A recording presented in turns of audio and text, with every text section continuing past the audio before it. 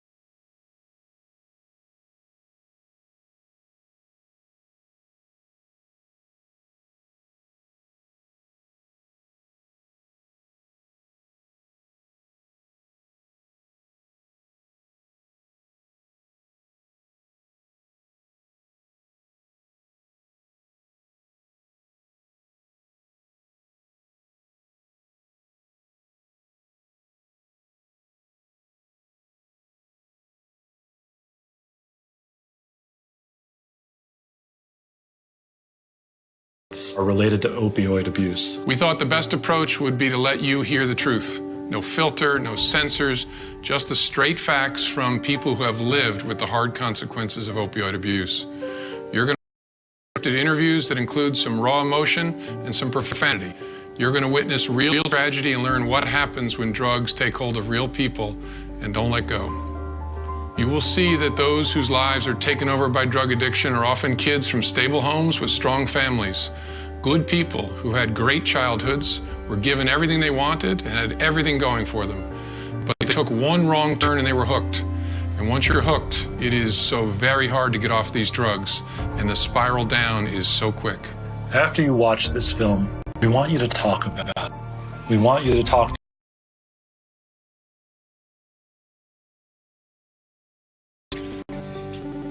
You know somebody who's using drugs, thinking about using drugs. Say something. You're going to see that once the addiction starts, it is often too late. By telling somebody, you could be saving a life.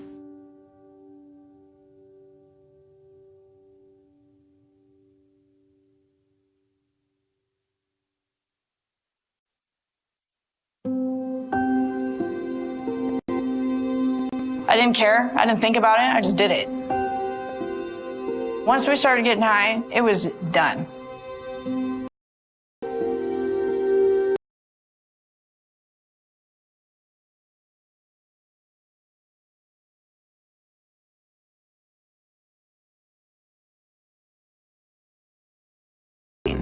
And I was always offered prescription drugs, and I never would take them.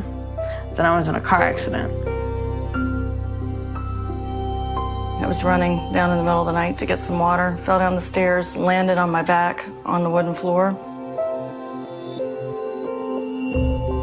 It started for me with pot and just progress into hell, basically.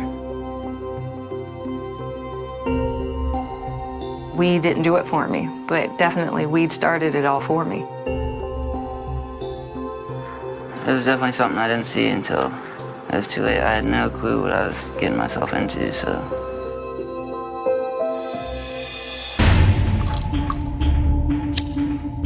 Started taking 3 at a time, and then I was taking 4 at a time, and then I started taking I like became 6 addicted at a that day. time. When you're getting high, it's not just a drug. You're hooked. $500 going And she was a convicted felon at the age of 18. I had maggots in my leg. Turned to prostitution. Stealing from my family. Married, mother of 3, and I'm They're gonna stripping. take you to hell and back. It's not just a little pill. Takes control of you. I started using heroin. The same heroin that just killed You me. can't go back and say I'm And sorry. it will win. It will get you. Her sister found her. Died in her sleep. My daughter, She was dead. Being addicted to opiates is like chasing a dragon. You're constantly seeking that first high. But what's gonna happen if you actually catch it?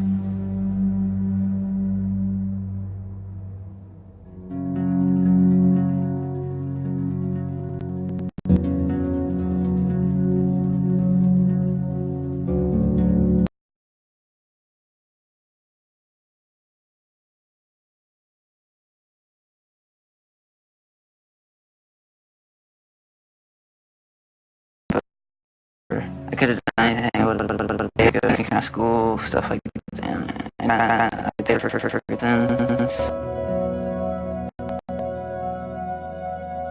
I grew up with my dad. My mom was in my life, though. He pretty much was mom and dad throughout the whole life. He would tutor me for at least an hour. On the weekends, we'd go out, we'd go camping, we'd go out on the boats. We always had Later through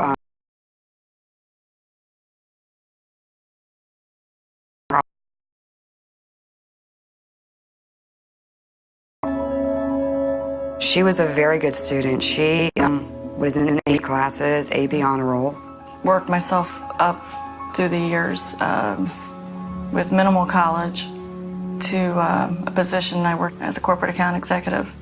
I was making about an average of $122,000 a year. Things were pretty good financially. We were secure. Kids were happy. We had no real issues. Dad was military, mom was Korean. Everyone I grew up with was the same way. Everyone's parents was military, Korean parents, Korean mom. No, I did martial arts, ballet, gymnastics, did all kinds of stuff. I did piano lessons. I was an honor roll student, always went to school. I was like 3.43, grade point average. I had a great childhood, great family. We did a lot of camping, a lot of fun stuff, going to the beach, camping at the beach. Very active in scouting, Boy Scouts, and something my father, me and him did together, you know. A couple days before my 18th birthday, I actually got my Eagle Scout, which was a big accomplishment for me. I met my first husband when I was very young. I was 13. And then we got married at 17. So I got to grow up pretty quick. I was 22 years old, and that's when everything started. I got pregnant with my youngest daughter. At her, they gave me Oxycontin. That was the pain medicine.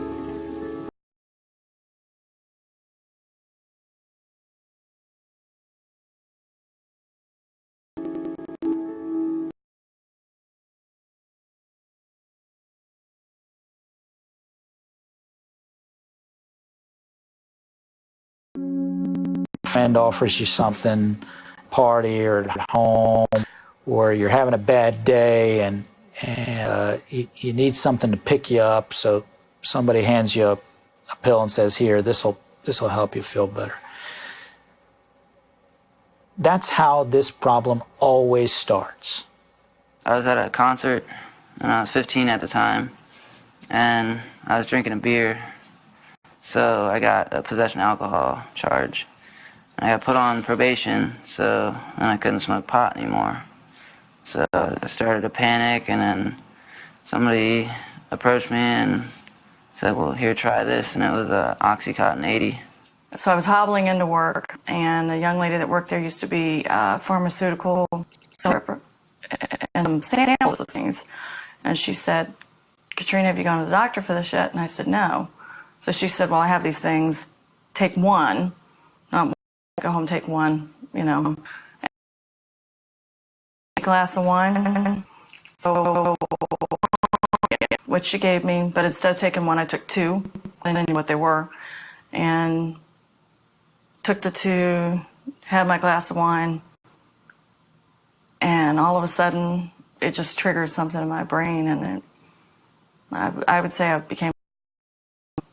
I think the new friends had a really, really big impact on, when she got to that fork in the road, you go left or right, and I think at that point, the friends helped pick the road that she chose. This sounds really, I'm going to try that. But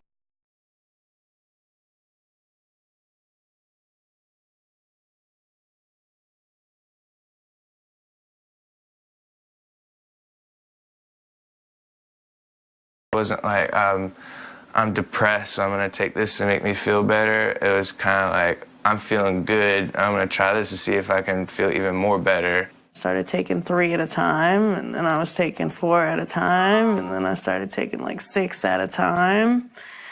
And then I went from taking them orally to shooting them. And that was the end. I went back to the doctor a couple times and got him to refill the medicine to the amount that he couldn't refill it anymore. So then I started buying Oxycontin off the street. From there, Oxycontin started to be more expensive and harder to find. A girlfriend of mine introduced me to heroin. I could get a whole lot more for a whole lot less. And then once I shot up the heroin, that was it from there. My addiction took off, and my daughter was 7 months old when I became physically addicted to heroin intravenously.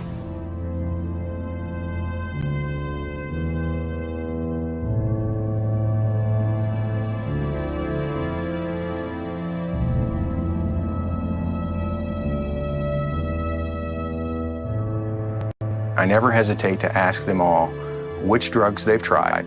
And typically say, I've started off with marijuana, tried cocaine, and I've tried oxycodone, and I ask them of all the drugs they've ever tried, what's the most addictive drug? And without a doubt, 100% of the time, they'll say the most addictive drug is oxycodone. You know, the drugs, feel like it took my mind over and made me do things that I, normally brought up not to do, And it just turned me into a monster.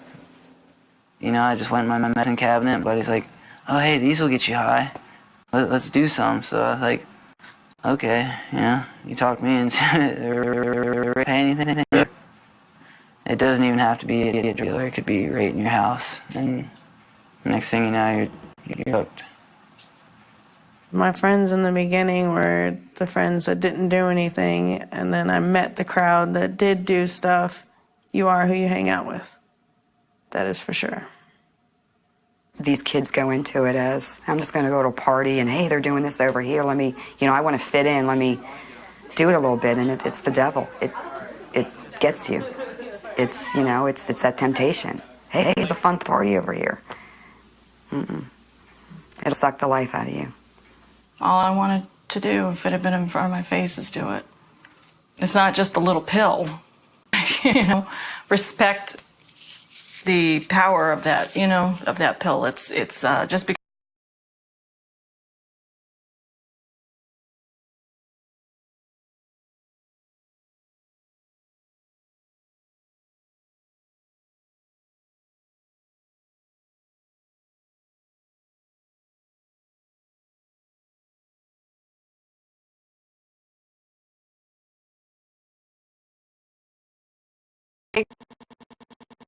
Because why are you not hit? Say no, dude.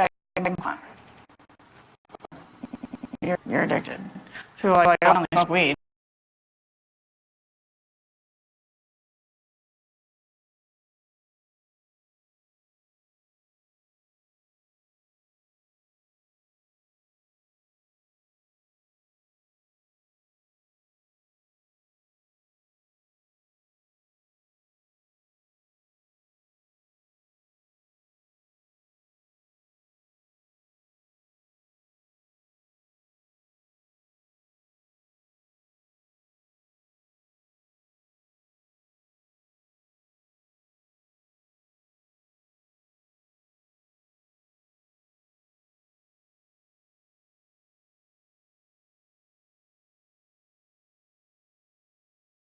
Heroin became my best friend.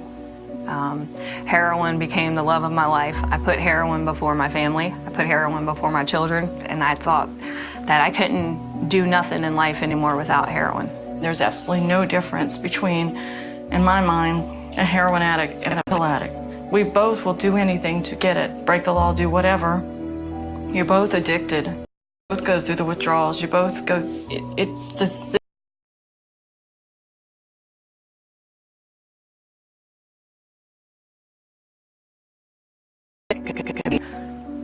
friend, moms, it fucking could be anywhere. That's pills. That shit, heroin could be in a drawer somewhere. Who knows? It's all the same shit. One just prescribed to you, and one fucking go cop on the street. There's no way to say no with the opiates. It's hard. Real hard. I can tell myself no, no, no, but my body, as soon as you think about it, you get anxiety, your palms start to sweat. You know, your mental ignores your physical part of it. I am very angry. And one of the things I'm about me.